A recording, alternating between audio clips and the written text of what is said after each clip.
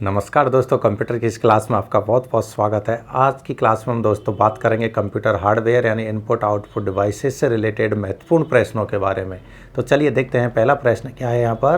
पहला प्रश्न है कि एक प्रिंटर की आउटपुट गुणधर्म किससे मापी जाती है, यानी प्रिंटर की जो क्वालिटी होती है वो किस में मापी जाती है। तो मैंने आपको दो ही ऑप्शन बताए थे, या तो DPI या PPI, डॉट पर इंच या पिक्सल पर इंच में इसको हम मापते हैं। तो ये रहा ऑप्शन DPI। दूसरा क्या हो सकता था, PPI, क्योंकि एक डॉट बराबर एक पिक्सल होता है, एक डॉट बराबर एक पिक्सल होता है। तो हम या तो DPI बोलेंगे या फिर क्या बोलेंगे, PPI। और इसी में क्या मापा जाता है दोस्तों, हमारे प्रिंटर्स की क्वालिटी को मापा जाता है। चलिए देखते हैं नेक्स्ट क्वेश्चन क्या है। नेक्स्ट क्वेश्चन में है दोस्तों, निम्नलिखित में से कौन सा सबसे श्रेष्ठ गुणधर्म का ग्राफिक्स रिप्रोडक्शन उत्पादित करता है। तो सबसे उच्च क्वालिटी का कौन सा ऑप्शन है यहाँ पर, लेजर प्रिंटर है, प्लॉटर है, इंकजेट प्रिंटर है, डॉट मैट्रिक्स। तो देखिए जब ऑप्शन आ जाता है प्लॉटर, तो प्रिंटर के तो सभी ऑप्शन ऐसे ही खत्म, क्योंकि प्लॉटर का हम यूज करते हैं मैप, बैनर, पोस्टर, बड़े लेवल पर न्यूज़पेपर, पम्पलेट, इनको छापने के लिए, इनको प्रिंट करने के लिए। तो आंसर क्या होगा दोस्तों, प्लॉटर। जहाँ बात होती है क्वालिटी की, उच्च क्वालिटी की या बड़े लेवल पर प्रिंटिंग की, तो वहाँ हम हमेशा किसका यूज़ करते हैं, प्लॉटर का यूज करते हैं। तो इनमें सबसे बेहतरीन कौन सा प्रिंटर है, प्लॉटर, यानी प्रिंटर का ही बड़ा रूप होता है प्लॉटर। नेक्स्ट देखिए, HDMI में D और M का क्या अर्थ है। तो पहले आपको पता होनी चाहिए कि HDMI की फुल फॉर्म क्या होती है। इसकी फुल फॉर्म होती है दोस्तों हाई डेफिनेशन मल्टीमीडिया इंटरफेस। क्या होती है, हाई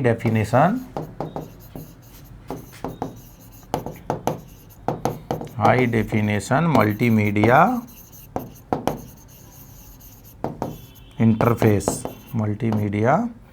इंटरफेस। तो अब आपसे किसके बारे में पूछ रहा है, D और M। तो D का हो गया डेफिनेशन, M का हो गया मल्टीमीडिया। तो ऑप्शन नंबर C आपका राइट आंसर हो गया, C आपका राइट आंसर हो गया। नेक्स्ट क्वेश्चन देखते हैं, एक कंप्यूटर सिस्टम में LED मॉनिटर होता है। तो LED का पूर्ण रूप क्या होता है। तो ये हमने तीन प्रकार के मॉनिटर पढ़े थे, एक तो था CRT, एक था LCD और एक था आपका LED। तो LED की फुल फॉर्म थी लाइट एमिटिंग डायोड, और LCD की क्या थी, लिक्विड क्रिस्टल डिस्प्ले, CRT की कैथोड रे ट्यूब। तो ऑप्शन देखें, लाइट एमिटिंग डायोड मतलब प्रकाश उत्सर्जक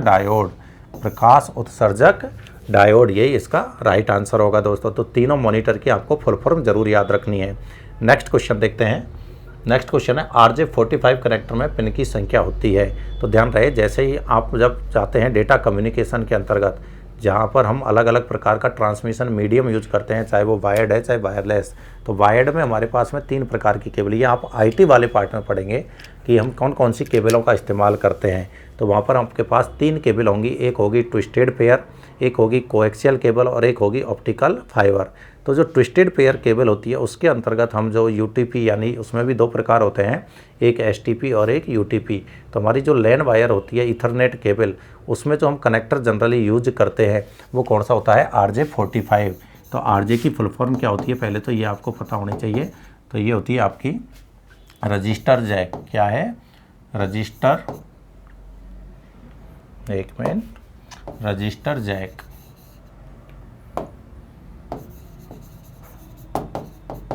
रजिस्टर्ड जैक, ये इसकी फुल फॉर्म होती है। इसमें जो कनेक्टर होता है वो, उसमें कितनी पिनें होती हैं दोस्तों, 8 पिनें होती हैं। क्यों होती हैं, क्योंकि देखो इस प्रकार की जो वायर होती हैं उनमें केबलों में 8 वायर या हम बोलते हैं 4 पेयर इस्तेमाल लिए जाते हैं। तो प्रत्येक वायर के लिए एक पिन यूज में ली जाती है। तो हम कहते हैं कितनी पिनें हैं, 8 पिनें यूज में आती हैं। कौन सी केबल होती हैं जनरली, इथरनेट केबल। कौन सी, इथरनेट केबल।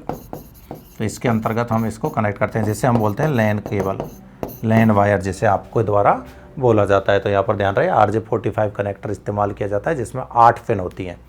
नेक्स्ट, निम्नलिखित में से कौन सा व्यक्तिगत डिजिटल सहायक नहीं है। व्यक्तिगत डिजिटल सहायक के तौर पर जैसे आज के टाइम पर आने लगे हैं एलेक्सा, क्या, एलेक्सा, पर्सनल डिजिटल असिस्टेंट जिनको हम बोलते हैं। तो देखो अलेक्सा है, बिल्कुल होता है। कोर्टोना मैंने बताया था आपको, विंडो 10 में ये भी हमारा होता है। श्री, ये भी चलता है। ये इस नाम से हमारे पास में कोई नहीं होता। तो आंसर क्या हो जाएगा इसका, मोबाबी। इस नाम से अभी भी कोई भी हमारे पास में पर्सनल डिजिटल सहायक नहीं है। इनको हम तीनों को ध्यान दें, क्या बोलेंगे, PDA। और ये कोर्टोना किस में आता है, कोर्टोना आता है विंडो 10 के साथ। किसके साथ, विंडो 10 के साथ। ये आप किसी के साथ भी कनेक्ट कर सकते हैं। अमेजन कंपनी के द्वारा इसको बनाया गया, किसके द्वारा? अमेजन के द्वारा, ठीक है। नेक्स्ट देखिए, एक कंप्यूटर प्रोग्राम जो एक पूरे प्रोग्राम को एक बार में ही मशीनी भाषा में परिवर्तित कर दे कहलाता है। तो ये हमने ऑपरेटिंग सिस्टम जब सॉफ्टवेयर वाला पार्ट पढ़ा था तो उसके अंतर्गत हमने देखे थे 3 प्रकार के कंपाइलर, ट्रांसलेटर हमने पढ़े थे, 3 प्रकार के अनुवादक। एक तो था दोस्तों असेंबलर, जो असेंबली भाषा को मशीन भाषा में बदल रहा था। एक था इंटरप्रेटर, जो हमारा हाई लेवल लैंग्वेज को मशीन भाषा में बदल रहा था। और एक था कंपाइलर, वो भी हमारा हाई लेवल लैंग्वेज को मशीन भाषा में। लेकिन दोनों में डिफरेंस क्या था कि इंटरप्रेटर तो एक बार में एक लाइन को ही कन्वर्ट कर पा रहा था, यानी वो लाइन बाय लाइन ट्रांसलेट कर रहा था, जबकि जो कंपाइलर है हमारा वो पूरे प्रोग्राम को एक साथ ही ट्रांसलेट कर रहा था। तो यही बोलना चाह रहा है कि पूरे प्रोग्राम को एक बार में ही मशीन भाषा में परिवर्तित कर दें। तो इसके लिए हम किसका यूज़ करेंगे दोस्तों? इसके लिए हम यूज़ करेंगे कंपाइलर का। किसका? कंपाइलर का। या यदि हम बात करें इंटरप्रेटर की, तो ये कैसे काम करता है? लाइन बाय लाइन, यानी एक समय में एक लाइन को ट्रांसलेट करता है, इसलिए आंसर ये नहीं होगा। नेक्स्ट क्वेश्चन देखते हैं। डिवाइसेज जैसे कि मॉनिटर तथा प्रिंटर जो कंप्यूटर से जुड़े हुए होते हैं तो उनको क्या कहते हैं? तो हमने देखा था कि कुछ डिवाइसेज जो कंप्यूटर को यानी सिस्टम को इंस्ट्रक्शंस देने में काम आती हैं, इनपुट देने में काम आती हैं, उनको हम इनपुट डिवाइस कहते हैं। और जो सिस्टम से यूज़र तक पहुंचाती हैं, चाहे वो सॉफ्ट कॉपी में या हार्ड कॉपी में, उनको हम आउटपुट डिवाइस कहते हैं। और जो हमारे डेटा को स्टोर रखती हैं उनको हम स्टोरेज डिवाइस यानी मेमोरी डिवाइस कहते हैं। लेकिन यदि मैं सभी डिवाइसों को जितने भी सीपीयू के साथ कनेक्टेड हो रही हैं, अब चाहे वो इनपुट डिवाइस है, चाहे वो आउटपुट डिवाइस है, चाहे वो मेमोरी डिवाइस है, किसी भी प्रकार की डिवाइस हो, उन सब के लिए हम एक शब्द का इस्तेमाल किया था और ये था दोस्तों पेरीफेरल डिवाइस। क्या बोलेंगे इनको हम? Peripheral device. तो इसका आंसर क्या हो जाएगा? ए आंसर हो जाएगा दोस्तों। तो ये मैंने आपको जो थ्योरी की हमारी क्लासेज है, सभी वीडियोज़ को आप एक बार प्रीवियसली ज़रूर देखें एक एक करके, और पसंद आए उन वीडियोज़ को ज़रूर आपको शेयर करना है, कमेंट भी करना है। नेक्स्ट क्वेश्चन देखते हैं। निम्नलिखित में से कौन सा एक पॉइंट एंड ड्रॉ डिवाइस है? तो हमने कुछ पॉइंटिंग इनपुट डिवाइसेज जब हम पढ़ रहे थे तो हमने पॉइंटिंग डिवाइस के बारे में चर्चा की थी। पॉइंटिंग डिवाइस का मतलब भी मैंने आपको ये बताया था कि वो सभी डिवाइसें जो हमारे कर्सर को कंट्रोल करती हैं या आइकन्स को सेलेक्ट या मूव करवाने के काम में आती हैं, उनको हम पॉइंटिंग डिवाइस के नाम से जानते हैं। जिनमें से सबसे पहली जो पॉइंटिंग डिवाइस हमने पढ़ी थी वो थी mouse, joystick, track ball, light pen. ये सब किसके उदाहरण थे दोस्तों? पॉइंट एंड ड्रॉ के। तो इनमें से कौन सा ऑप्शन है हमारे पास में? एक है माउस, यही हमारा राइट आंसर है। ये तीनों हमारी पॉइंटिंग डिवाइस नहीं हो सकती। ये इनपुट है, ये भी इनपुट है, ये आउटपुट है, लेकिन पॉइंटिंग डिवाइस नहीं है। नेक्स्ट क्वेश्चन देखते हैं। निम्नलिखित में से कौन सी इनपुट युक्ति प्राय लैपटॉप का एक लक्षण है? यानी आपको जो दिए गए ऑप्शन है इनमें से ऐसी कौन सी डिवाइस है जो लैपटॉप के अंतर्गत होती है, लैपटॉप में पाई जाती है? तो देखिए, अल्फा न्यूमेरिकल कीबोर्ड, जी ये तो सिर्फ लैपटॉप में नहीं सभी में होती है। अलग से कीबोर्ड भी होता है, उसमें भी होती है। स्पेशली किसके लिए पूछ रहा है? वो लैपटॉप के लिए पूछ रहा है। तो लैपटॉप में अलग से माउस के स्थान पर हम किसका यूज करते हैं? टच पैड का। तो ये बिल्कुल एकदम राइट आंसर है दोस्तों, ये एकदम सही आंसर होगा इसका, टच पैड, क्योंकि ये सिर्फ लैपटॉप में ही होती है, हमारे डेस्कटॉप वगैरह में, पर्सनल कंप्यूटर्स में ये नहीं होती है। नेक्स्ट देखिए, एक कंप्यूटर कीबोर्ड में कंट्रोल शिफ्ट डेल और इंसर्ट कुंजियों को माना जाता है। अब देखिए यहाँ पर यदि कंट्रोल शिफ्ट और एल्ट 3 ही कुंजी होती तो इनको हम बोलते हैं मॉडिफायर कुंजी, मॉडिफायर की या कॉम्बिनेशनल की। लेकिन साथ में किसको और दे दिया? डेल और इंसर्ट को, यानी ये कर्सर कंट्रोल भी हैं। तो इसीलिए इनको हमने नाम दे रखा था अलग से एक स्पेशल कीज। स्पेशल कीज कौन सी? स्पेशल कर्सर कंट्रोल कीज या स्पेशल कीज के नाम से इनके बारे में लिखा था। तो ये आंसर क्या होगा? Special keys. फंक्शन के अंतर्गत F1 से F12 की आती है। स्टैंडर्ड कुंजी के नाम से हमारे पास में कोई कुंजी ऐसी होती नहीं है। नेविगेशन कीज में हम यूज करते हैं एरो की को। किसको? एरो की को, लेफ्ट, राइट, टॉप और बॉटम, तो उनको हम बोलते हैं नेविगेशन की। तो इसका सही आंसर रहेगा स्पेशल कीज। नेक्स्ट देखते हैं क्वेश्चन नंबर 12। कंप्यूटर मॉनिटर को खालिस्तान के रूप में भी जाना जाता है, यानी कंप्यूटर के मॉनिटर को दूसरा किस नाम से जाना जाता है? तो ये होता है दोस्तों, दूसरा हम BDU के नाम से भी इसको जानते हैं। BDU का मतलब होता है विजुअल डिस्प्ले यूनिट। क्या होता है दोस्तों? Visual display unit, visual display unit, जिसमें हमने अलग अलग प्रकार पढ़े थे, LCD, CRT और LED। तो वो फुल फॉर्म में आपको ऑलरेडी पिछली क्लास में बता चुका हूँ, मतलब पिछले क्वेश्चन पे बता चुका हूँ। नेक्स्ट क्वेश्चन देखेंगे।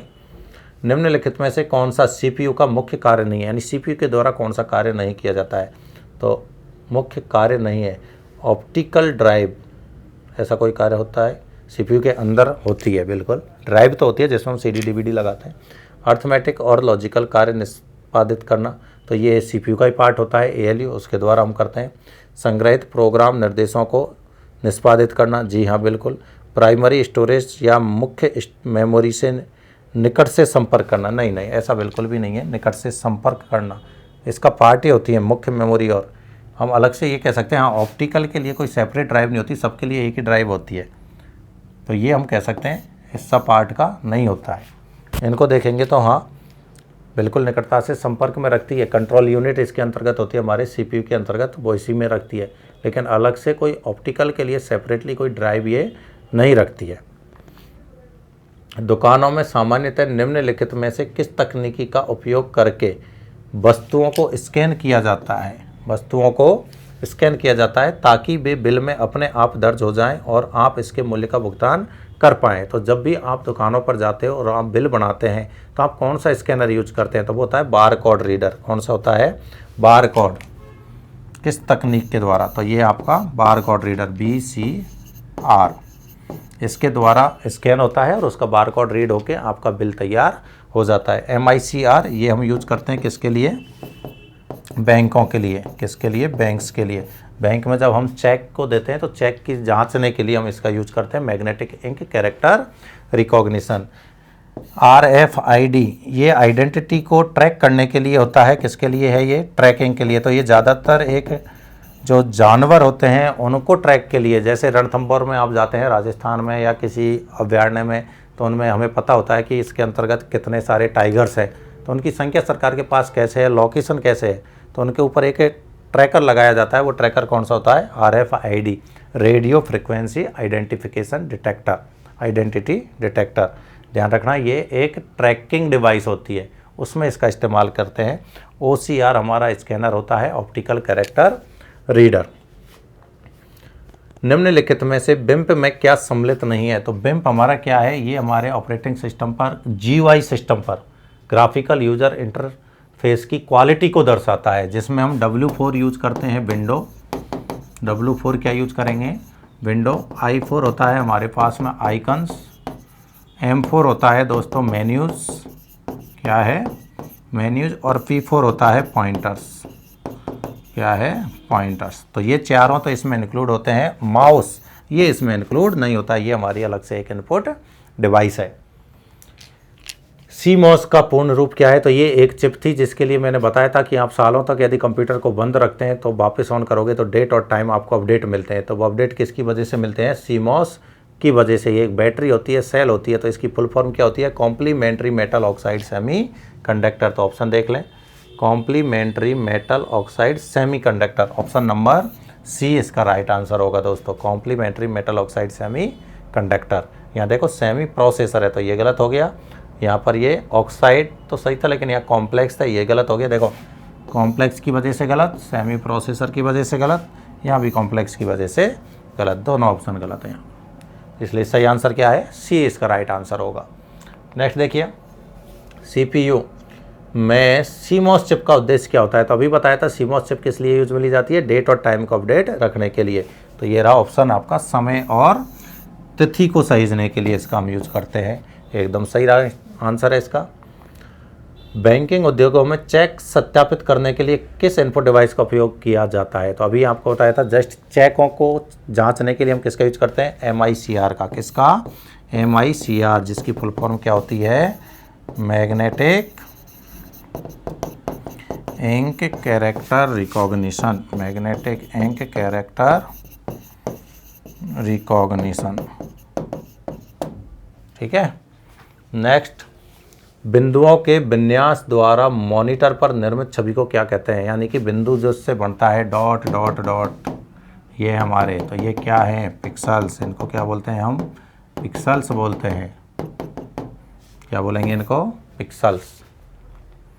नेक्स्ट, WYSIWYG का पूरा नाम क्या होता है? तो ये भी हमारा GUI ऑपरेटिंग सिस्टम का है कि जैसा देखोगे वैसा पाओगे। तो इसकी फुल फॉर्म क्या होती है? What you see is what you get, what you see is what you get, full form है। तो क्या होती है ये? What you see is what you get. Next, monitor की ऊर्ध्व लंबाई का उसके क्षैतिज लंबाई से जो संबंध होता है उसे हम क्या कहते हैं? उसे कहते हैं एस्पेक्ट रेशियो। क्या बोलेंगे दोस्तों?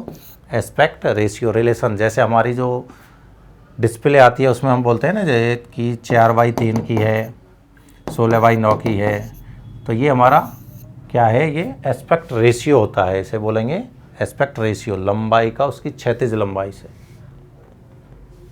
सूची 1 को सूची 2 जिसमें माउस के कार्य बताए गए मिलान कीजिए। तो मिलान करते हैं भाई, लेफ़्ट क्लिक का मिलान कीजिए। क्या काम करते हो, लेफ़्ट क्लिक से आप सेलेक्ट करते हो, क्या करते हो, सेलेक्ट करते हो। किसी भी आइकन को एक क्लिक कर दीजिए, लेफ़्ट क्या हो जाएगा, वो सेलेक्ट हो जाएगा। राइट क्लिक से आप क्या करेंगे, जैसे हम राइट क्लिक करेंगे हमारे पास में मेन्यू बार ओपन हो जाएगी। मेन्यू बार यानी जिसमें मल्टीपल ऑप्शंस हमारे पास थे, तो ये होता है कॉन्टेक्स्ट मेनू के लिए। किसके लिए, कॉन्टेक्स्ट मेनू, मेन्यू बार है ये, मेन्यू नहीं बोलेंगे, मेन्यू होता है, ठीक है। दूसरा, डबल क्लिक, जैसे हम किसी फाइल या फोल्डर पर डबल क्लिक करते हैं तो वो फाइल या फोल्डर क्या होती है, ओपन हो जाती है। तो इसका आंसर होगा ओपन समथिंग। क्या होगा, ओपन समथिंग। और ड्रैगिंग का मतलब एक स्थान से ड्रैग करके दूसरे स्थान पर ड्रॉप करना, ड्रैग एंड ड्रॉप। तो ये भी हमने फंक्शन लिखा था, तो move the icon, move the icon. तो ये हमारे फंक्शंस क्या होंगे, मैच हो जाएंगे। नेक्स्ट देखिए, पेन ड्राइव किससे कनेक्ट होती है। तो पेन ड्राइव आपने देखा होगा USB पोर्ट से। किससे, USB, जिसकी फुल फॉर्म क्या होती है, यूनिवर्सल सीरियल बस, यूनिवर्सल सीरियल बस इसकी फुल फॉर्म होती है। इसकी फुल फॉर्म क्या होती है, BGA की। तो ये भी लिख लेना, एक पोर्ट होता है जिसमें आपका मॉनिटर कनेक्ट होता है या प्रोजेक्टर कनेक्ट होता है, video graphics array, video graphics array, या फिर हम इसको अडाप्टर भी बोलते हैं, अडाप्टर, दोनों होती है। नेक्स्ट देखिएगा, निम्नलिखित में से इनपुट डिवाइसेस का उचित समूह कौन सा है। यानी आपके पास ग्रुप ऑफ डिवाइसेस दे रखा है, इसमें से सिर्फ वो ग्रुप ढूंढना है जो किसका है, इनपुट डिवाइस का। तो जल्दी से देखेंगे, यहाँ पर देखो, लाइट पेन इनपुट डिवाइस है, स्कैनर इनपुट डिवाइस है, लेकिन प्लॉटर कैसी होगी है, आउटपुट डिवाइस। तो ये नहीं होगा। यहाँ पर देखो OCR इनपुट है, लेकिन मॉनिटर क्या है, आउटपुट। स्कैनर है, MICR है, और टच स्क्रीन है, क्या है, टच स्क्रीन। तो टच स्क्रीन हमारा इनपुट में भी आता है और आउटपुट में, तो हम इनपुट मान लेंगे। आंसर हो गया हमारा सही। कि सर इसे भी चेक करें, तो इसमें देखो प्रिंटर, ये कैसी है, आउटपुट है। तो सही आंसर क्या होगा, ऑप्शन नंबर C। तो एक बार सारे ऑप्शनों को चेक ज़रूर अच्छे से करें, चेक करेंगे तभी आपको राइट आंसर मिल जाएगा। नेक्स्ट देखते हैं अगला क्वेश्चन क्या है। कंप्यूटर सिस्टम में कौन सी युक्ति कीबोर्ड के विपरीत कार्य करती है, यानी कि कीबोर्ड के अपोजिट कौन सी डिवाइस कार्य करते हैं। तो श्योर है कीबोर्ड हमारी इनपुट डिवाइस है, अपोजिट में कोई ना कोई आउटपुट डिवाइस ही काम करेगी। विपरीत कौन सी करेगी, आउटपुट। तो देखते हैं कौन सी है, जॉयस्टिक ऑलरेडी इनपुट है और पॉइंटिंग भी है, ट्रैक बॉल ये भी है, माउस। तो ये तीनों कैसी है, इनपुट डिवाइस है। तो आउटपुट कौन सी बची, प्रिंटर। तो यही इसका राइट आंसर हो जाएगा दोस्तों। नेक्स्ट देखिए, MS एक्सप्लोरर में हम किस प्रकार आइकन्स को अरेंज कर सकते हैं। तो ये मैंने आपको जब विंडो पढ़ रहे थे तो विंडो के समय पे बताया था कि डेस्कटॉप पर जब भी आप राइट क्लिक करते हैं या आप जब रिफ्रेश करते हैं तो उसी के ऊपर लिखा आता है सॉर्ट बाई। ऑप्शन मिलेगा आपको क्या, सॉर्ट बाई।